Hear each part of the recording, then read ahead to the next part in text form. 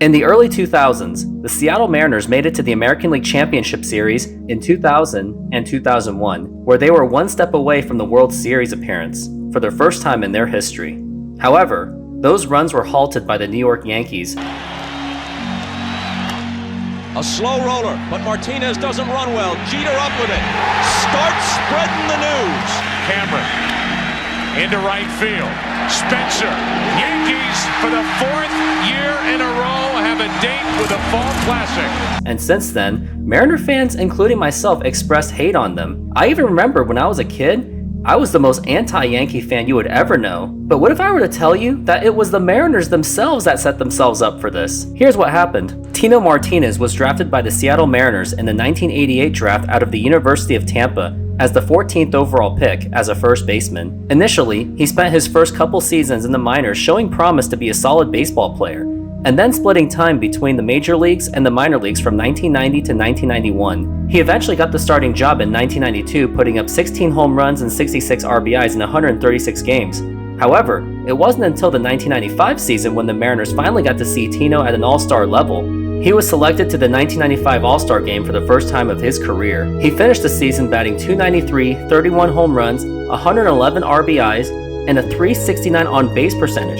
Here's what Lou Piniella had to say on his breakout season. Tino came to spring training in good shape. He came in about 10 pounds lighter than he normally does. And because of it, I think he was able to get off to a good start.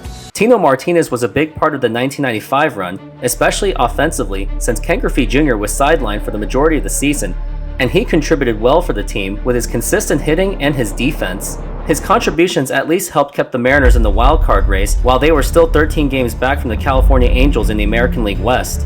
Fortunately, Ken Griffey Jr. came back from his injury, and the Mariners caught up with the Angels thanks to their hot month of September and the Angels falling apart. This hot streak did include a walk-off home run from Tino Martinez against Dennis Eckersley.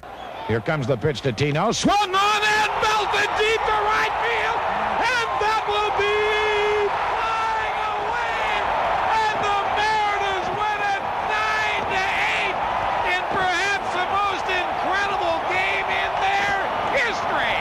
Eventually, the Mariners defeated the California Angels in a one-game playoff to win the division. Randy looks to the skies. In the American League Division Series against the Yankees, the Mariners won the series off an 0-2 deficit with Edgar Martinez hitting the game-winning double to get into the American League Championship Series. Tino Martinez also contributed well throughout the series, hitting .409 and drove in 5 runs, including a home run in Game 3. Also in Game 5, in the bottom of the 8th inning, he drew a walk off David Cone, which led the Mariners to tying the game. Unfortunately, the Mariners' miracle season ended in the American League Championship Series by the Cleveland Indians. Even after the loss, there was a lot of hope going into the offseason, where the amazing playoff run would lead to the approval of their new stadium, which that story would need a separate video for some other time. And on top of that, the Mariners with the core of Ken Griffey Jr., Randy Johnson, Edgar Martinez, Jay Buhner, and a young prospect Alex Rodriguez, this team had no question to be a potential dynasty in the making.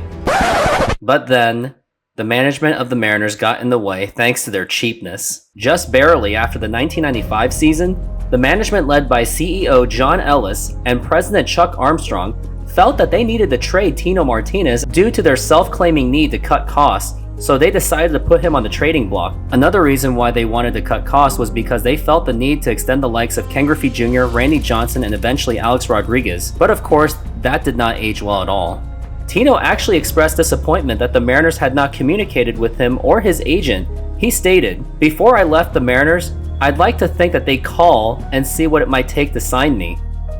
Manager Lou Piniella also expressed his disappointment, stating to the Seattle Times' Bob Finnegan that he wanted to keep the team intact, but his pleas were ignored by the upper management. In Lou Piniella's book, he discussed with Tino and his uncle Tony Gonzalez, whom he was really good friends with. They both convinced Lou to get the Mariners to trade him to the Yankees due to the Yankees being Tino's favorite team, and the Yankees moved their spring training location to Tampa, where Tino grew up. The Mariners at that time were keeping their payroll down, and they had a lot of high salaried guys. And Lou Piniella said, "We have to trade you." I talked to Tino and I said, "Tino, where would you like to go?" He said, "Boy, the Yankees spring train right here in Tampa." On December 7th, 1995, the Seattle Mariners traded away Tino Martinez, solid relief pitcher Jeff Nelson, and Jim Messier to the Yankees for Sterling Hitchcock, who seemed to have a good upside at the time, and Russ Davis, a power-hitting third baseman. Jeff Nelson was also a huge piece to lose due to his significant contributions in the bullpen, providing depth and stability to help set up Norm Charlton to close games in 1995. He even made a triple play as well.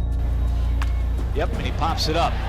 Nelson's going to let it drop. He's going to throw to second. Tag out there. Triple play! Just overnight, these were not the only key players that the Mariners got rid of in the offseason. They also got rid of solid starters in Andy Bennis and Tim Belcher, clutch third baseman Mike Blowers, stolen base expert Vince Coleman, and another solid relief pitcher in Bill Risley. Fortunately though, the Mariners were able to replace Tino Martinez with Paul Sorrento.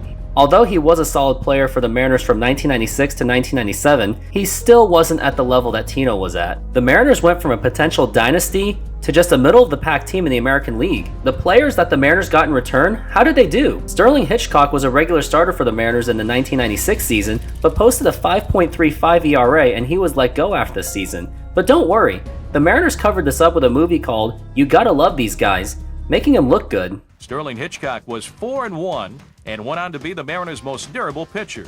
He won 13 games and led the club in games started and innings pitched. Russ Davis, the other player that the Mariners got in return, he had a rough start since he did break his leg, which caused him to miss the rest of the season, leaving a hole in third base. His injury eventually led to Edgar Martinez playing third base for a game, then he got injured immediately due to a collision with Mariners catcher John Marzano. Had the injury of Russ Davis not happened, or if the Mariners just kept Mike Blowers, or if they just not traded Tino Martinez, they wouldn't have had to trade their prospect in David Ortiz for third baseman Dave Hollins, who was also let go after the 1996 season. Russ Davis overall was an average player for the Mariners at best with decent power in his bat, but played a below average defense where he had more errors than home runs in his time in Seattle. Meanwhile, the Yankees got to enjoy Tino Martinez in his prime, and Jeff Nelson helped contribute to 4 World Series championships.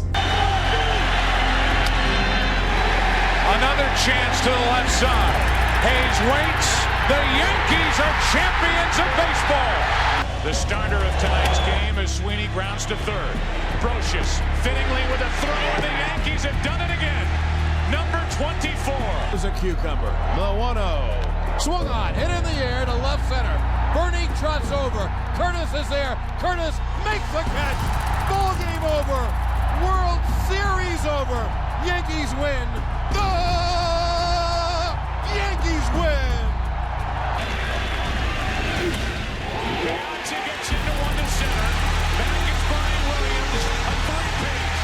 The New York Yankees, for the 3rd time in a row, 4th time in 5 years, and 26th time in franchise history, they are the world champions. Although Tino had a struggling start with the Yankees, he filled in admirably for Yankees legend first baseman Don Mattingly, who retired after the 1995 season, including hitting a grand slam home run in the 1998 World Series against the Padres.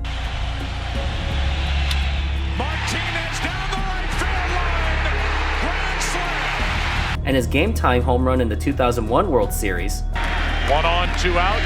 Martinez hits one to deep right center field. At the wall. Tie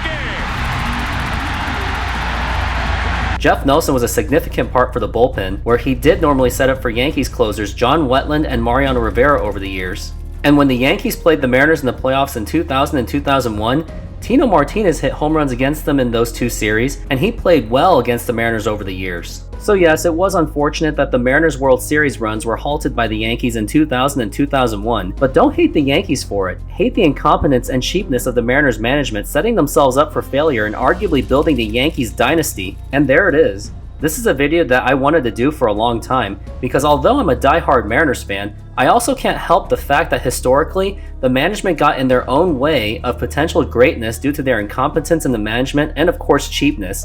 Hopefully history won't repeat itself, and if you did enjoy this video and would like to see more videos on bad trades or anything in Mariners history, subscribe to the channel and hit the notification bell so you won't miss it. Also, here's another bad trade video I made, so check that out.